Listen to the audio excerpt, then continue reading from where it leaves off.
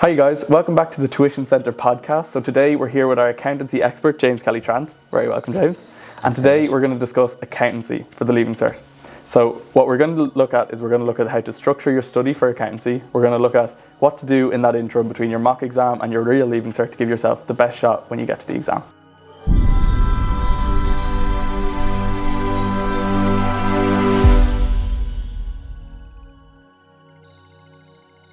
Okay, James, if you want to introduce yourself, and then what we can do is we can dive into how you feel a student should go about structuring their study for their Leaving Cert exam. I'm James Kelly Trant. I'm the head of accounting here at the Tuition Centre. So I take the group weekly class for the Tuition Centre, and then the Christmas, Easter, last minute revision courses as well. And I will be making the free pre as well here this year for the 18th of May as well. Okay, so let's dive into it. So structuring study for a student that's coming up to the exam, they're worried, and they have, obviously, as you know yourself, the accounting exam and like the accounting course is so broad that it's very difficult, to pick those areas that you need to study and you need to hit, and how to go about doing that. So pretend I'm a student and you're sitting across from me. How would you advise me, 6 weeks now, how long to the exams? Maybe 6-8 weeks now from this week. So how would you advise me to sit down and really make an impactful 6 to 8 weeks to give yourself the best shot going into that exam? So I suppose like this time of year generally is very stressful for Leaving Cert accounting students. Kind of post mocks, a lot of people panic after the mocks as well. The mocks in accounting are notoriously hard. I'm a firm believer that it is one of the subjects where you can make the jump of a couple of grades, where it's not necessarily as feasible maybe in other subjects. But for the next couple of weeks and kind of structuring your study and so on, it's going to be picking your topics. You need to focus in on what you're doing and what does that consist of. So let's say for section 1, your financial accounting. Okay, you need to know now whether you're doing the 120 marker or the 60 mark or the 260 markers, and you're going to need to focus on that. Okay, so if you pick the 120 marker, that's what you're going to be studying for the next couple of weeks for your section 1. Same thing then for section 2. Okay, are you going to do the question 5, the ratio analysis question, or are you going to focus on question 6 and 7? Okay, regardless of what you do, or what you decide to do for those 200 marker questions, you're going to be studying 5 topics. So you don't have to do the ratios question, the interpretation of accounts.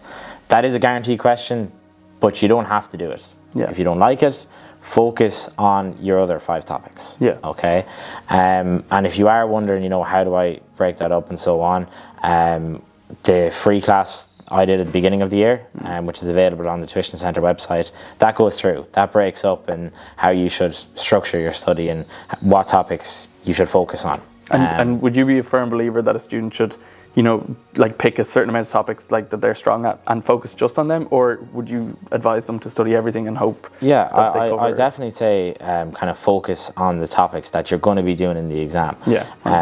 Luckily enough, accounting is one of the subjects where you can not predict it, but you can focus your time on a lower amount of topics, just the way that the course is structured. And, that kind of ties in, moving on to the section 3, you either going to be doing your question 8 or your question 9 in management accounting.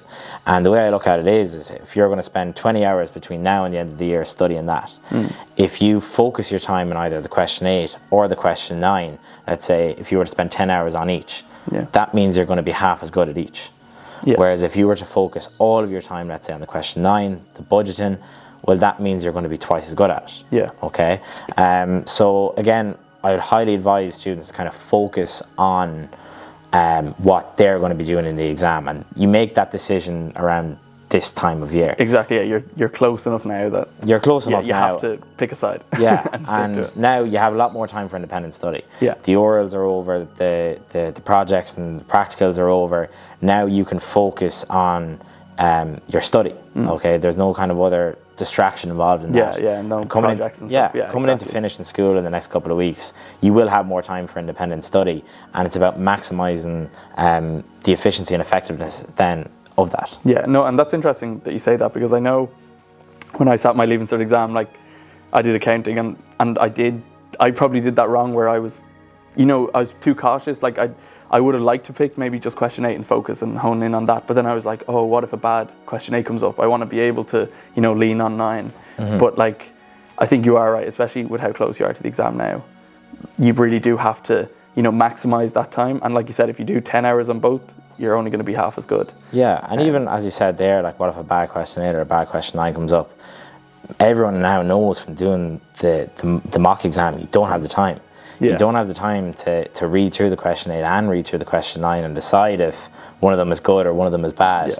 Yeah. I just think you're far better off focusing on and breaking down your topics and focusing on those. And like, luckily enough, for accounting, the course hasn't changed since 1998. Yeah. I know Dan was saying on the geography podcast that hasn't changed since 2006, but we're probably, with the accountants, we're going one better than that. But I think this is the 27th year that we're going to be, or the 27th Leaving Cert Accounting paper, basically. So what can come up has come up. Yeah, nothing new can come up. Yeah. So that kind of ties into your study then as well.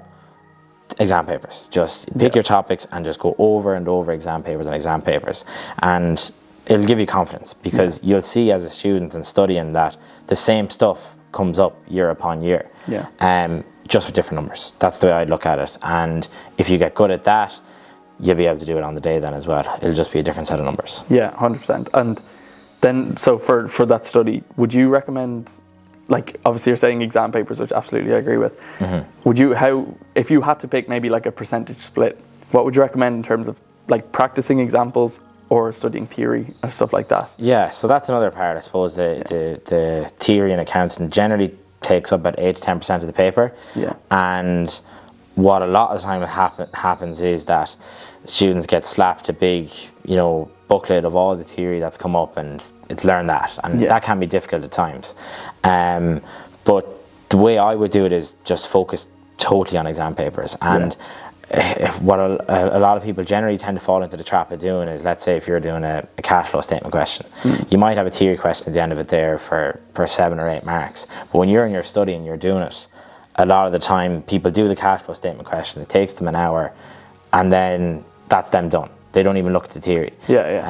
So use examinations.ie, use marking schemes. That's the answer that they want. At this stage of the year, students probably don't have the time to be, go through the book and through everything in the book. I think it's just repetition of exam paper questions, and that ties into the theory as well, because again, the same stuff comes up every couple of years. Yeah, and even seeing how to structure that theory answer is probably so important. Yeah, 100%. And then again, just repeating exam questions is probably going to be the main focus for students in the next couple of weeks. 100%. And for a student then that has come out of the mocks, maybe say disappointed with their results, they probably were quite overwhelmed with the paper. It can obviously be a horrible feeling. Yeah. And then all of a sudden the gap between the mocks and the Leaving Cert seems a lot shorter than you thought back in January. So, like, let's say a student in that scenario right now where it's difficult, you're not happy with your accountancy results, but you've so many other subjects to study. Like, what advice would you give maybe as a pick-me-up?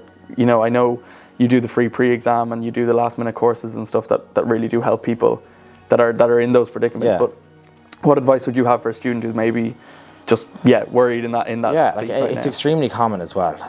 It happens to everyone, and that's the thing that I push on students. And it's no matter what grade you're at. If you're going for a H1, you probably didn't get what you wanted in the mocks. And then if you're just looking to pass higher level, you're in the same boat. Everyone's in the same boat, I think, when it comes to that as well.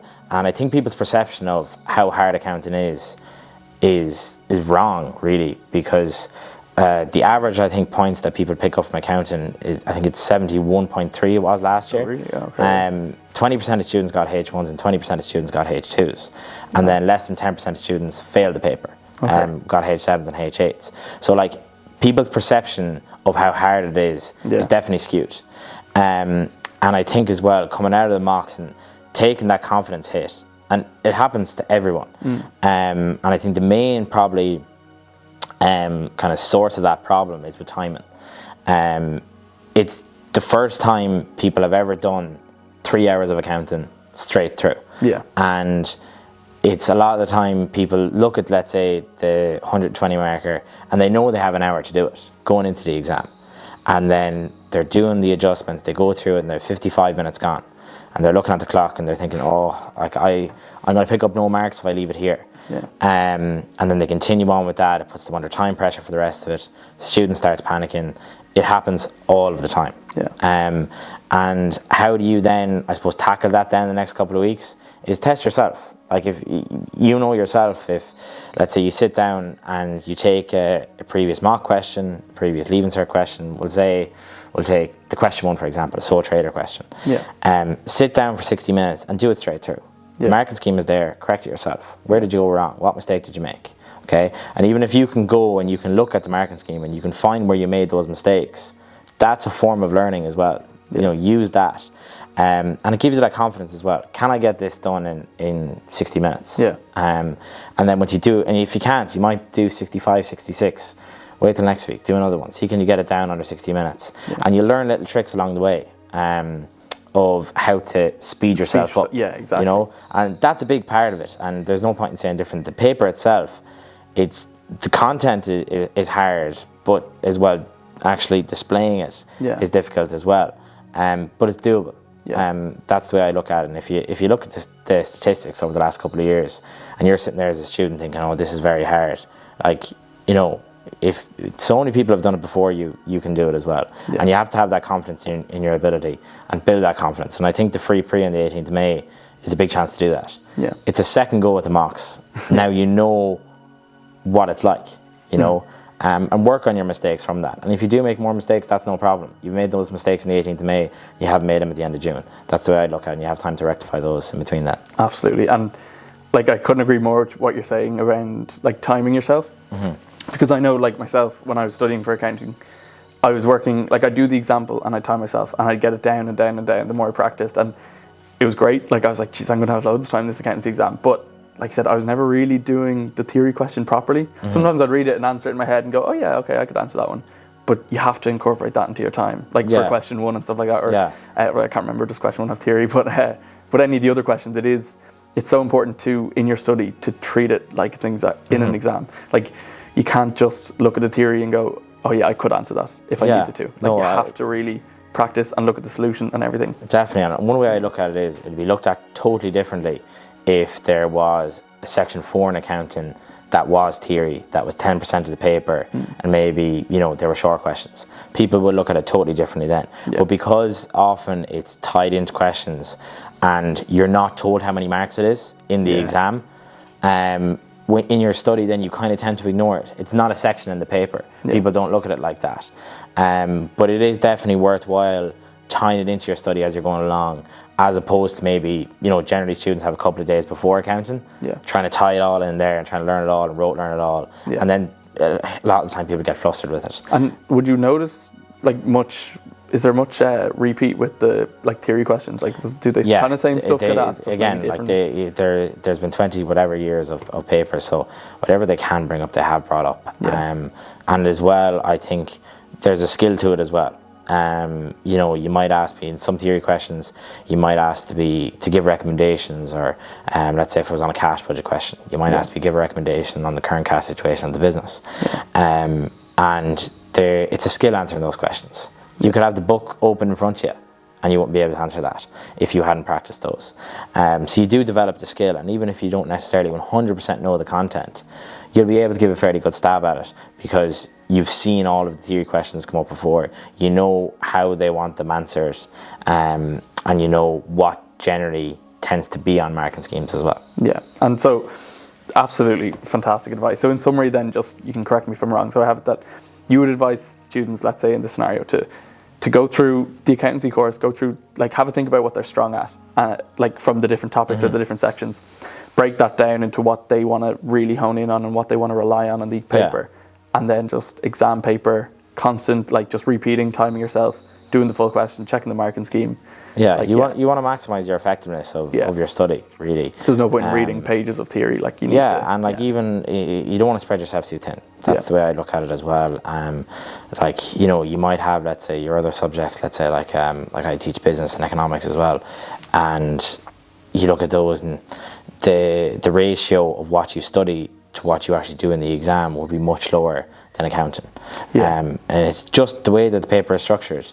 And again, like I spoke about, the harder parts of the accounting paper, the timing and the content itself, But then you need to use then the easier parts of the papers and the way it's structured. You need to use that to your advantage. Yeah. And just structure your study into maximising the effectiveness to what you study, to what comes up. And again, I suppose I'll revert back to that as well. I went through that free class at the beginning of the year, which is on the Tuition Centre page under accounting. And even if you just download the PDF, I have the breakdown of that. I have the breakdown of the paper, the timings on each topic.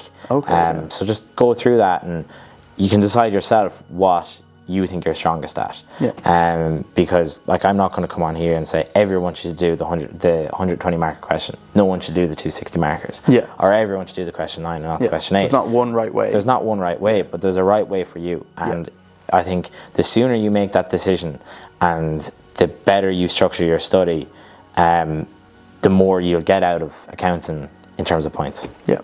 Look, thanks a million for that. That's fantastic. So you heard it here first, guys. So what we're going to do is we're going to put the links that anything that James has touched on, between the PDF, links to his courses, the free pre, all below in the caption for you guys to access. And if you're watching this, if you're listening to this over in Spotify, head over to our YouTube channel where we'll have all the links there accessible for you. And tune in next time where one of the podcasts we're going to sit down again with James and we're going to talk through the accountancy exam. We're going to talk through timings, how to approach the exam, and how to ultimately nail it in summer. So it was great talking to you, James. Thanks a million for coming today, and we'll see you all soon.